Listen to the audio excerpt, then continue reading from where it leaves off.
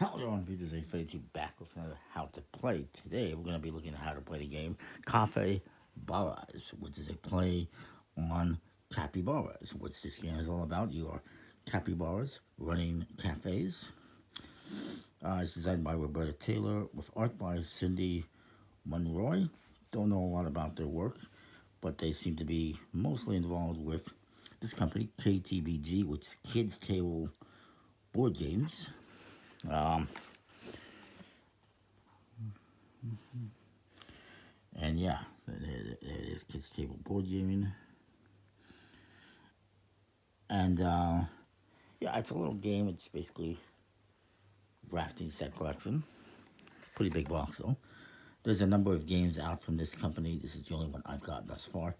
Do have another one that's on the way. It's stuck in Canada Post right now due to the strikes, but it's called Bugs on Rugs. Anyways, this one's for 2 to 4 players, ages 8 and up, about 30 minutes. And you get a number of things. You get a bunch of coins, 25 of these $1 coins, and 8 of these $5 coins. Each person will start off with 7. I will point out the rules say, what was it?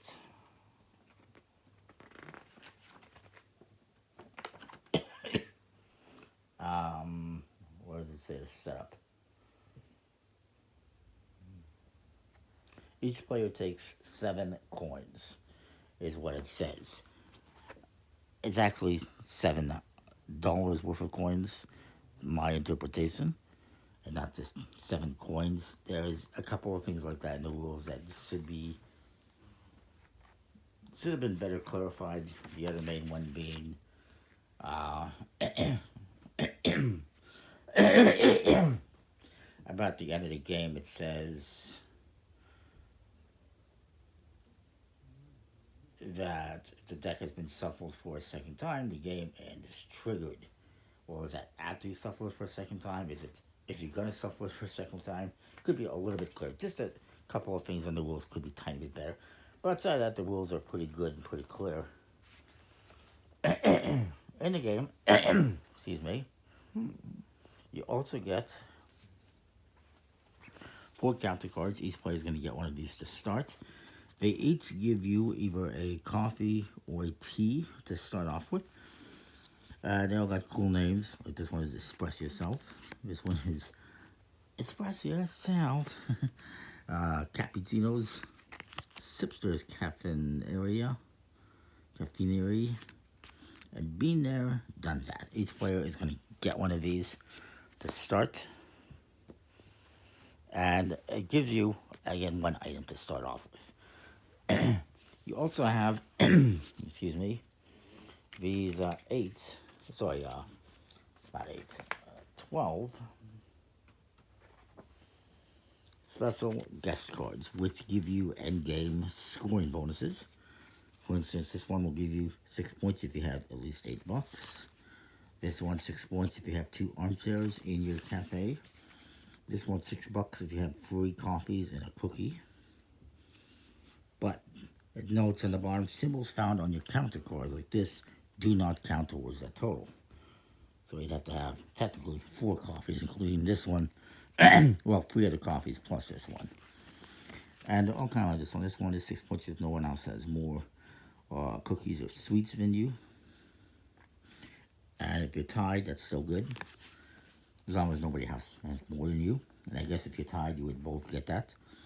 This one, 6 points if you have 2 different performers. They're all 6 points, by the way.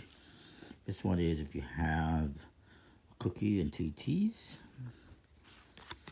This one is, it's your grandma here. Well, it says it's 6 points if you have if you have an empanada and a yerba mate. Excuse me. This one is, yeah, if no one else has more soup than you. You gotta give you tied. 6 points if you have one of each of the 3 different decors, which we'll get to. This is if you have a Tito coffee and 2 tables, a lounge and any game, and free sandwiches. And you're going to have 5 of these. You're going to mix them up and deal out 5 for the game. We'll put the coins off to the side here. So 1, 2, 3, 4, 5. And you could, I guess, theoretically, you could just choose the ones you prefer if you really wanted to. And basically, it's just something you want to keep your eye on. Try and achieve those, because at the end of the game, if you achieve that, you get 6 bonus points. Whoever has the most points at the end of the game wins. Then you got 83 of these cafe cards, which come in 2 varieties. You've got menu items, food and drinks, like this tea, and there are decor items, such as this armchair. The food items give you a food item, like this one gives you a tea, and decor gives you a type of decor. There's 3 different types. This is, I think this is rustic. There's also retro and modern. This is an example of modern, with that circular clock. And yeah, this is rustic. Retro is, if I can find it, well, actually this is retro right here on the bottom, with this funky looking clock. Each card will have a cost, $4 or $2, and they'll give you a certain amount of points. These ones don't give you, they give you points based on certain things. But for instance, this one will give you, actually that's another bad example. This limonada will give you 2 points at the end of the game if you have it in your cafe. Cards, for these ones I have a question mark, don't say here on the bottom what you get. This is 1 point per different tea you have in your cafe, but the one on your counter card right here does not count. And this one is 3 points per rustic decor card that you have. At the bottom of the card is a customer that you can serve. And the way that works is, if you have these items in your cafe, or at least some of them, you can serve this customer. You get $1 for each matching item you have. So if I had 2 teas, I can get $2 for this one. If you happen to have both these, all 3 of these items and this matching decor, you would get, this customer would become a regular. And you would slide them underneath here where it says 4 points, and you would get 4 points for them at the end of the game. Now, one way the game can be triggered, the end game can be triggered, is if a person gets 3 regulars in their cafe, or 4 if you're doing 2 players.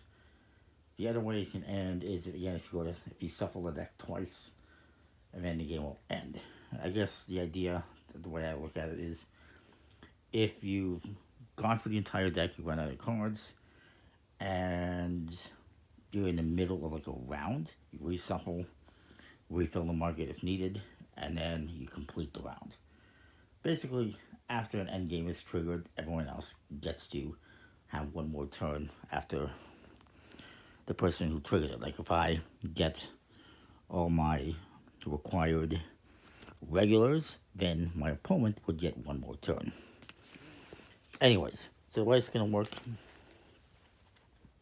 is each player is going to get 4 cards in their hand to start, $7. And we're also going to have a market of 4 cards.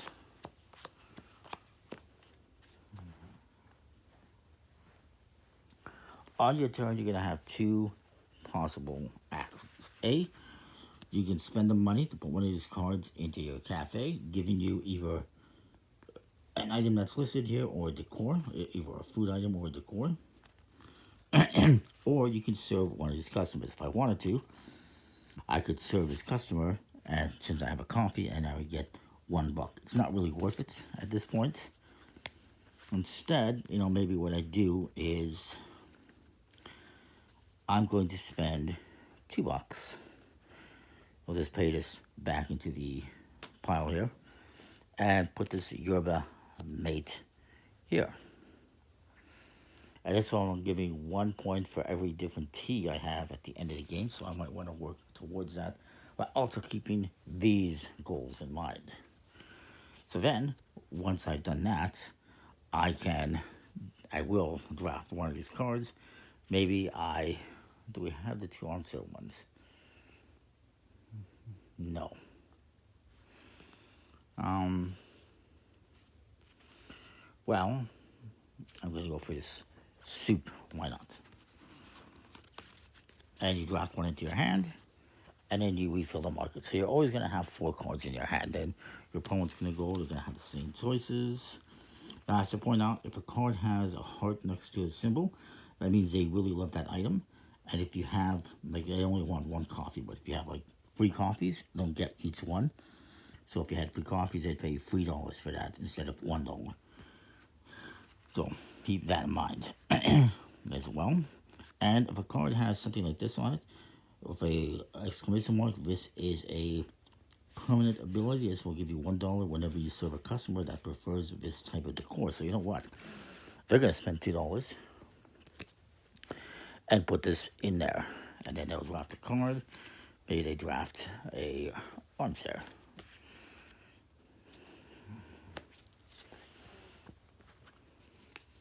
Now, some cards do have this white on here. These are actions you can take when you put this card into your cafe, like this one. After you refill, after you draw back into your hand and refill the market, you can then draw 2 cards into your hand.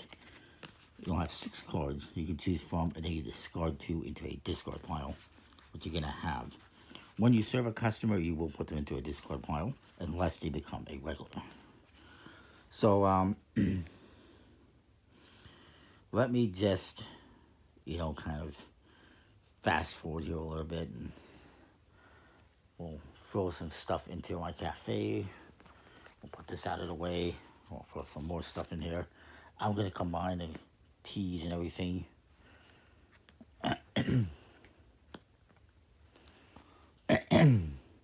And let's say we have these customers here that we've satisfied. All right, well, we'll go over the satisfied in a minute here. Oh God, they all want the same kind of decor, so I'll put this decor in here as well. You can have every kind of decor, basically. So let's say, let's get some more cards in my hand here. Let's say I have this customer. They want free teas and they want this kind of decor. Since I have free teas and I have this decor in my cafe, I would serve them, and because I have all these items matching, they would go into here. They would pay me $1 for each tea, so I'd get $3. And they become a regular, which is worth 4 points at the end of the game and can trigger the end game. Let's do another example. Let's get a few other things in here. Let's get a cookie in here. Let's get another coffee or 2 in here. So let's say I had this customer, and actually, I'm not really doing a very good job at playing this game, but let's say I have this customer, and they're looking for 2 coffees. They really like muffins or sweets, snacks, whatever, and they like this decor. Since I have all those items, they would become a regular. I have 2 coffees, and I have the cookie, and they would give me $3. I become a regular, and because they have the heart symbol next to the muffin here, the cookie, they really love that, so they're going to buy every one that I have, so I actually get an extra $1 because I have 2. So it'd be 1, 2, and then 3, 4 for 2 coffees. So instead of 1, 2, 3, it'd be 4. As an example. If you don't have all the items required to satisfy a customer, for instance, maybe I wanted to serve this customer. By the way, this one will give me 5 points if I have a soup with a sandwich. But this one requires 1 tea and 2 sandwiches. I don't have any sandwiches, but I do have the tea. So I can serve this customer, and they're only going to pay me $1 for the tea. So I would get $1. And then this customer Since they don't become a regular, they would be discarded, and of course we fill the market. Again, you can do that until you get 3 or perhaps 4 regulars, depending on the player count, and or you've gone through the deck basically twice. And then the end game will be triggered. At the end of the game, these cards in your hand are not going to be worth anything, and you will score points for what you have out here. So every regular is going to be worth 4 points. I only have 1, but let's say I had, 3 regulars. So that would be 12 points. Every card also has scoring on it. Most of these are question marks, but these ones had 2 points. Another 3, 6 points. So that's 8 points right there. This one is going to give me 5 points if paired with a sandwich. I don't have a sandwich, so I don't get that one. These ones, let's see what this says. This one is 3 points per one of these that we have. I have just the one, so it's 3 points. This one is 3 points for those, so 3 points. And the same thing, they're all the same, incidentally. Right now, it would be good to have the one here that wants 2 chairs because I have that, but I didn't get that one. This one is 1 point per different tea you have, so I would get 3 points. This one, if I had one on my counter card, would not count. This one is the same thing, so it's another 3 points. And this one is the same thing, so another 3 points. So that's 9 points right there, just for having some teas. And these ones also have some scoring.